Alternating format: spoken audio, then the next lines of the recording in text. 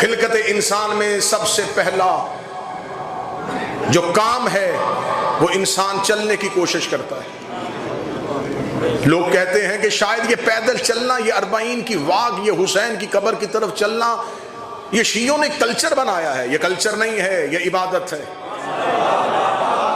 حسین کی قبر پہ چلنے والے، قدموں پہ اعتراض کرنے والوں، حج کے دنوں میں صفا و مروہ پہ دوڑنا چھوڑو۔ ہم تو بڑے اطمینان سے چل رہے ہیں، ہم تو بڑے وقار سے چل رہے ہیں، ہم تو رکتے ہوئے جا رہے ہیں، ہم تو سانس لیتے ہوئے جا رہے ہیں، ہم تو ایک دوسرے کی خدمت کرتے ہوئے جا رہے ہیں۔ یہ قدم آہستگی کے ساتھ، وقار کے ساتھ، اطمینان کے ساتھ، احترام کے ساتھ، ہماری گردنوں میں کوئی غرور حسین نے ایسا دیا ہے، ہم کرم کی تلاش میں جا رہے ہیں، ہم حسین کی طرف جا رہے ہیں، ہمارے دلوں کو سکون ہے، ہم خرچ کر کے آئے ہیں، ہمیں نہ گرمی کی پرواہ ہے، نہ پیاس کی فکر ہے، نہ بھوک کا خطرہ ہے۔ یہاں پہ ہم اپنی پوری دنیا کو رونتے ہوئے حسین کی طرف جا رہے ہیں۔ حسین کے اس ماتمی کے چہرے کا وقار دیکھو۔ حج کے دنوں پہ صفا و مروہ پہ دوڑنے والوں، ہمیں بتاؤ صفا سے لے کے مروہ تک یہ چکر لگانے والے، نہ تیرے چہرے پہ اطمینان تھا، نہ تیری رفتار میں وقار تھی، نہ تیرے لہجے میں وہ کھن تھی، نہ وہ گرج تھی۔ آخر تیرا چہرہ اتنا گھبرایا ہوا کیوں تھا؟ آخر تیرے چہرے میں اتنی فکر کیوں تھی؟ اس لیے کہ تجھے خبر ہی نہیں تھی کہ تو کیا کر رہا ہے۔ تو نے یہ صفا و مروہ کے درمیان صحیح کی تھی یا کیوں کی تھی؟ کہتے یہاں ایک نبی کی ماں دوڑی تھی، نبی کی ماں دوڑی تھی، نبی کی ماں دوڑی تھی۔ اس کا مطلب ہے کوئی ماں بیٹا بچانے کے لیے دوڑے تو کیا اللہ قیامت تک کے لیے مسلمانوں پہ واجب کرے گا؟ اس کا مطلب ہے کہ وہ بیٹا بچانے کے لیے نہیں دوڑی تھی، وہ ایک حجت کو بچانے کے لیے دوڑی تھی۔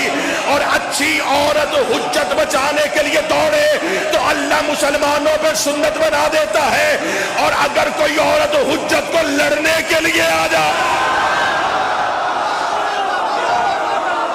وہ جتنے قدم چلی،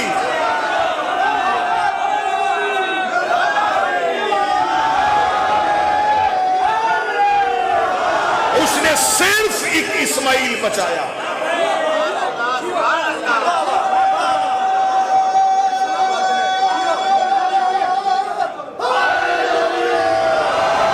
اس نے صرف ایک اسماعیل بچایا۔ جس نے صرف ایک اسماعیل بچایا، اس کے قدموں پہ چلنے والے آج دوڑتے ہیں۔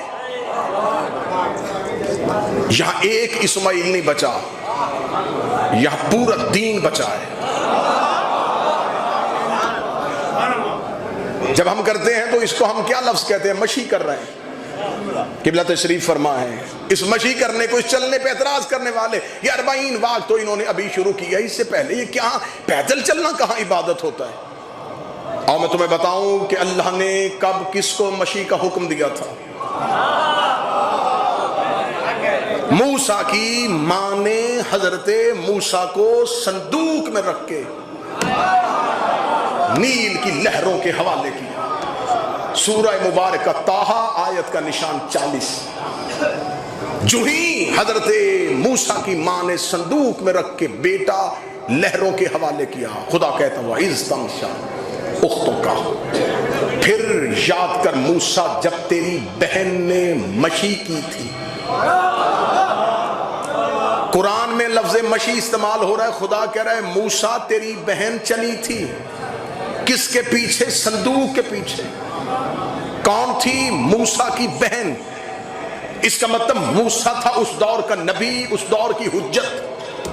حجت کی بہن صندوق کے پیچھے چلی اور دربار فرعون تک پہنچی، اور دربار فرعون میں جا کے حضرت موسیٰ کی بہن نے حضرت موسیٰ کا تعارف نہیں کروایا، بلکہ بتایا کہ میں ایک ایسی خاتون کو جانتی ہوں، تو میری طرف کیجئے گا، میں ایک ایسی خاتون کو جانتی ہوں یہ بچہ جس کا دودھ پیے گا۔ میں پورا واقعہ نہیں پڑھنا چاہتا، اس کا مطلب ہے کہ حضرت موسیٰ کی بہن چند قدم چلی اور خدا کہتا ہے کہ اے موسیٰ تیری بہن نے مشی کی، تیری بہن چلی تھی۔ میرے مالک قرآن واقعات سنانے کے لیے نہیں آیا، قرآن نتیجے دینے کے لیے آیا ہے، قرآن ہدایت کرنے کے لیے آیا ہے۔ میرے مالک قیامت تک کے لیے قرآن پڑھا جائے گا تو کیا قیامت تک کے لیے پڑھنے والے قاریان قرآن، حافظان قرآن اس واقعے کو بطور واقعہ سمجھ کے پڑھیں گے کہ ایک بہن چلی تھی، وہ صندوق کے پیچھے چلی تھی؟ میرے مالک تو آیتیں ایسے نہیں بھیجتا تو ایک ایک حرف ایسے نہیں اتارتا، تو نے اسے آیت بنا کے زمین پہ اتار دیا کہ موسیٰ کی بہن چلی تھی، موسیٰ کی بہن چلی تھی، کہاں تک گئی تھی؟ فرعون کے دربار تک گئی تھی، اور فرعون کے دربار کے اندر جا کے موسیٰ کی بہن نے حضرت موسیٰ کا تعارف نہیں کروایا تھا، صرف اتنا بتایا تھا کہ میں ایک ایسی خاتون کو جانتی ہوں، یہ بچہ جس کا دودھ پیے گا۔ اس کا مطلب ہے کہ موسیٰ کی بہن چلی تھی، نہ بھائی کا تعارف کروا سکی تھی، نہ فرعون کو مسلمان کر سکی تھی، نہ بھائی کا تعارف کروا سکی تھی، نہ فرعون کے سامنے بول سکی تھی۔ وہ ڈرتی ہوئی دربار میں کھڑی ہوئی تھی، اور ڈرتی ہوئی کھڑی ہو کے موسیٰ کی بہن نے تعارف کروا کے کہہ دیا تھا کہ اس بچے کی ایسی خاتون کے بارے میں جانتی ہوں جس کا یہ دودھ پی لے گا۔